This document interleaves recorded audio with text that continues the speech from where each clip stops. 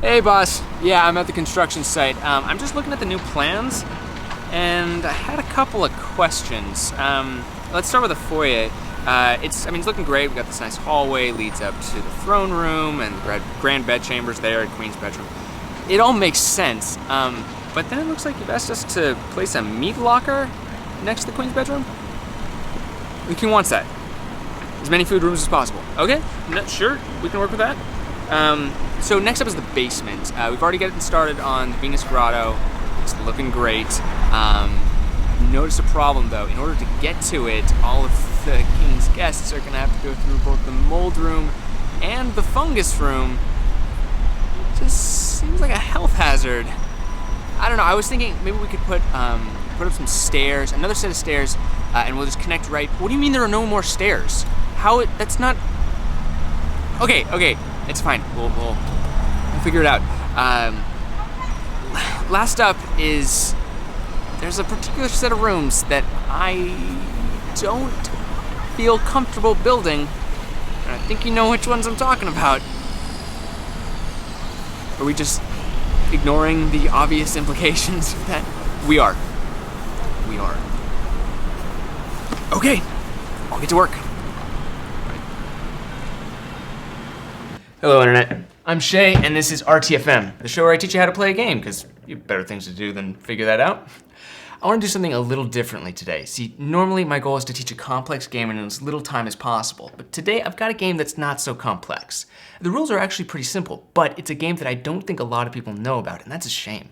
See, Castles of Mad King Ludwig is easily one of my favorite games, and so today I won't just be teaching you how to play it, I'll also be saying why I think you should. So let's get started.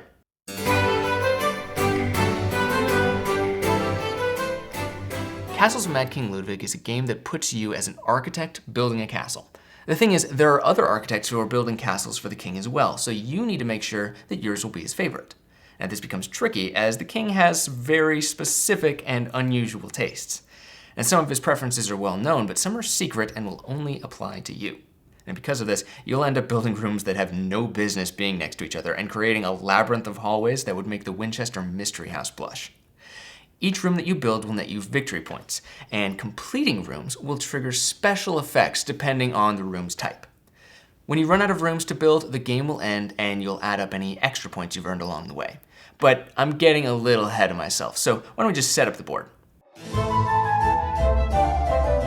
First thing to do is set up the contract, room, corridor, and scoreboards. They fit together nicely like this, but you can arrange them however you want.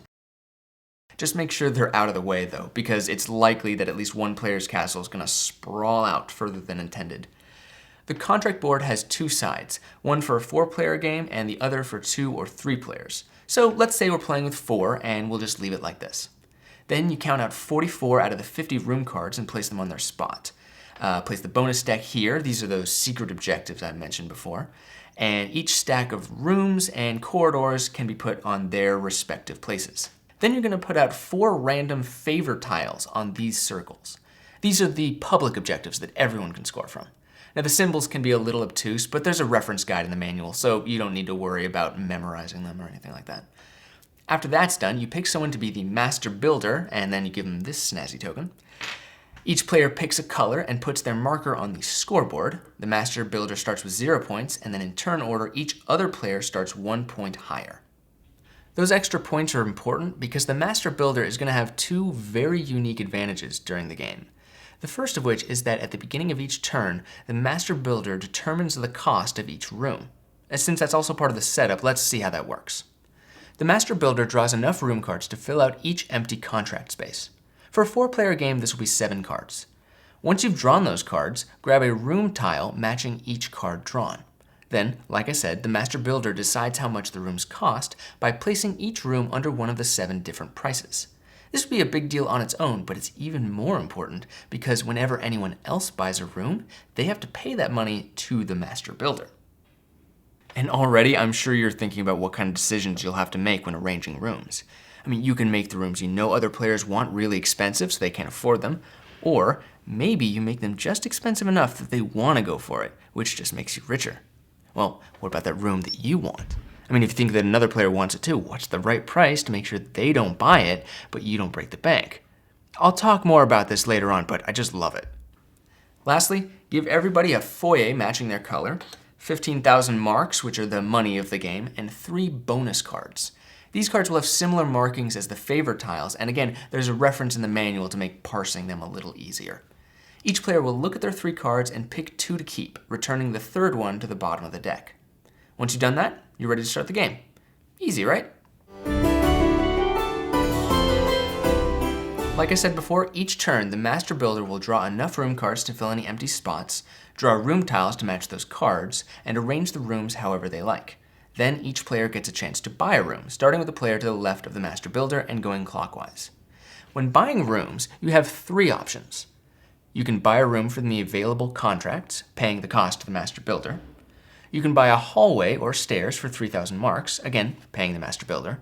Or you can choose not to buy a room and get 5,000 marks from the bank instead. If you buy a room, you then have to place it on your castle. Now there are a few simple rules when placing a room. If a room you want to buy can't be placed legally, you're not allowed to buy it. First up, at least one entrance from the new room has to line up with an entrance on a room that's already in your castle. Second, rooms can't overlap each other, but it's totally fine if their walls are touching. Third, you have to make sure there's always at least one entrance open in your castle. And fourth, if you want to place a downstairs room, you first have to build some stairs. Downstairs rooms can only connect to stairs or other downstairs rooms. And lastly, no rooms can be adjacent to the fenced wall of an outside room. The downstairs and outside rooms are just 2 of the 8 different types of rooms, which you can distinguish by their color and symbols. Each room type has a different bonus for completing the room, but I'll talk about that a little later. For now, take note that all rooms score points just for being built, and most rooms have an adjacency bonus or penalty, which is shown by the numbers and the symbols on the center of the tile. Let's look at them one by one. First is the connection bonus, which is the most common. I've got this dining room, which is only worth 1 point at first, but each purple living room I connect to it will get me an extra 3 points. Huzzah! However, I only get those points when I connect rooms through entrances. If a room is simply adjacent, that doesn't count. Next is the adjacency penalty, which is only on activity rooms, and as you can see, the symbol matches the red brick around the room. Activity rooms usually give you a lot of points, but because they're so loud and disturbing, they also give you penalties if any room matching one of the symbols is even touching the walls of the activity room.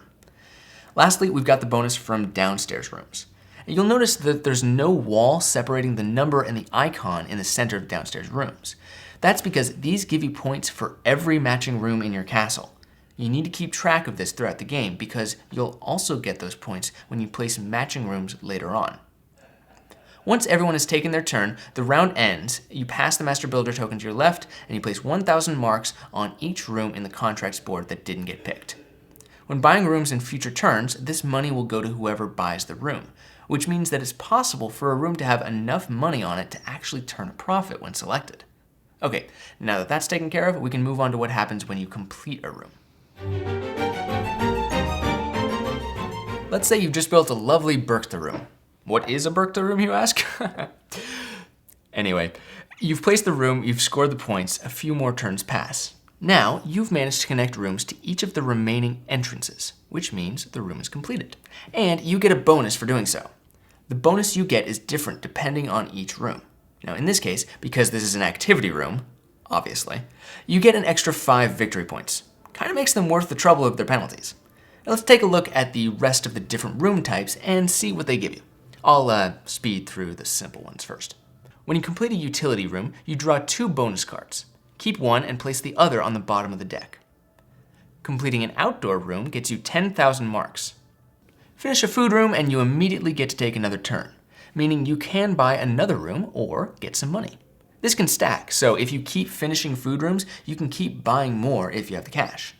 And when you complete a living room, you rescore all the points from that room, including all of the connection bonuses it brought in. The last 3 aren't exactly complicated, but they have a few wrinkles. Let's start with corridors. Whenever you complete a corridor, you get to place a stairs or hallway for free, and the hallway can be either upstairs or downstairs. Corridors will come up just like every other room, but the stairs, hallways, and your foyer also count as corridors, which means that when I placed that free stairs just now, I completed another corridor. Unfortunately, unlike food rooms, this ability can only be performed once per turn, so I wouldn't get to place another free stairs or hallway. The wrinkle in this one is that once per turn part. See, if instead of placing that stairs on my foyer, I used it to finish a food room, I would gain another turn, which I could use to buy another room, use that to complete my foyer, and then I would get another free stairs or hallway. It's a great combo, it's tricky to pull off, just know that it's there. Next is the sleeping rooms. When you complete a sleeping room, you get to do something pretty interesting. You pick up and look through an entire stack of room tiles, then pick 1, 2, or none of the rooms if you want, and place them on top of the room deck face down. Then shuffle the room tiles and put them back on the board. On the next turn, when new rooms are going to be drawn, the rooms you placed are drawn first. This can extend the game a little bit, especially if you're playing with 2 or 3 players, but if you're already on the last round, then completing a sleeping room won't add another round to the game. Lastly, we've got the underground rooms. Now, completing one underground room doesn't get you anything, but when you complete your second one, you can choose to gain the bonus of any other room type. So you can get 5 points, 10,000 marks, take another turn, etc. If you go for the living room bonus, you rescore the room plus the bonus for any other rooms you have matching its symbol at that time. If you complete 2 underground rooms at the same time and want to take the living room bonus, you get to pick which room you want to score again. Now, you might not remember all of those right now, but don't worry.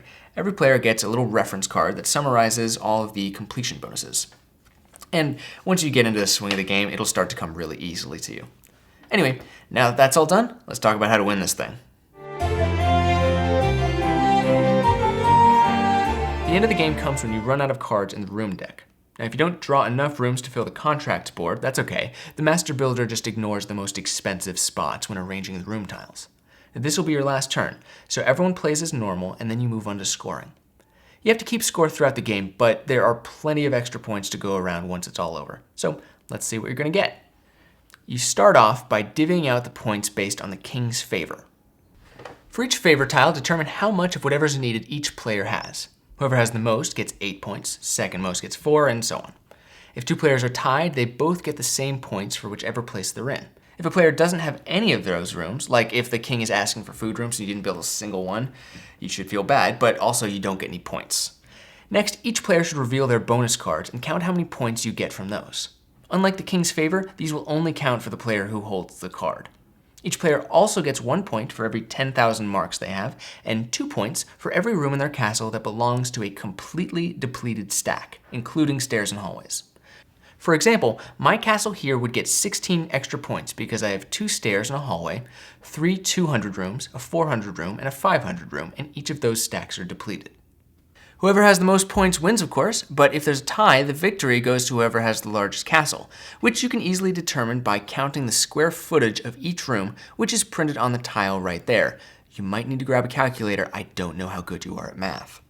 But that's the game. That's Castles of Mad King Ludwig. Now you know how to play, and you should definitely go off and try it.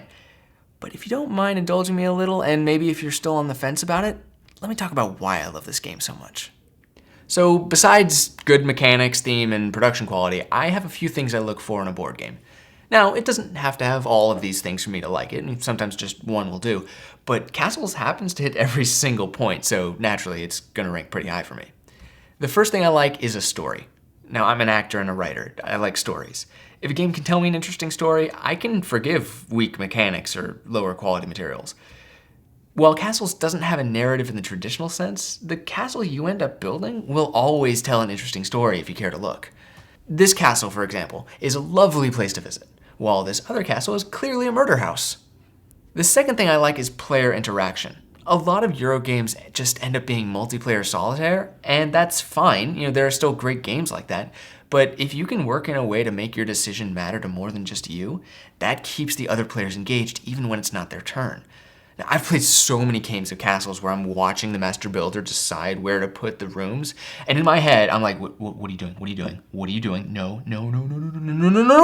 fuck you! Which brings me to the third thing I like, emotions. That's a weird thing to say. It's kind of like saying I like eating food, but I'm not just talking about happy feelings here. One of my biggest metrics for a game's quality is how much it makes you feel any kind of emotion, including anger. See, Settlers of Catan, it's not popular in spite of how many friendships it's ruined. It's popular because of that. And Castles doesn't quite go that far, but when someone deliberately makes the room you want just out of your price range, you get mad because you care. If it wasn't a good game, you wouldn't care. And it's not just anger in this game. I mean, the stories that I mentioned earlier, those are so funny. I mean, you usually end up building this castle in a way that makes points instead of sense. So when you look at what you've done at the end of it, I guarantee you'll be laughing at some of the crazy connections you've made. The last thing I really like is when theme and mechanics work together. And since the themes of Euro games occasionally involve things like literally counting beans, Castles does that pretty well. Right off the bat, the game tells you that the castle you build won't make sense, so you don't feel bad for doing stupid things in the name of scoring points. Why do we need another hallway? The king wants it that way. Why? He's insane. We've already covered this. All you need to do is pretend you know what you're doing, and trust me, the king will believe you. I'm basically out of things to say for now. I hope you like this game. It's one of my favorites, and I hope this video makes you want to play it. The next game I plan on teaching is Dead of Winter, a lovely zombie survival game where you definitely won't get betrayed by your best friends. Until then, I'll be posting a few more videos about castles, give some strategy tips, maybe go in depth about some of the specific mechanics that I like, something like that. So make sure to subscribe, like the video, do all the other YouTube things. While you're at it, you should check out 1020 Films. I make funny videos for you to look at just all the time. And of course, if you want to follow me on social media, figure it out. I don't care. Bye!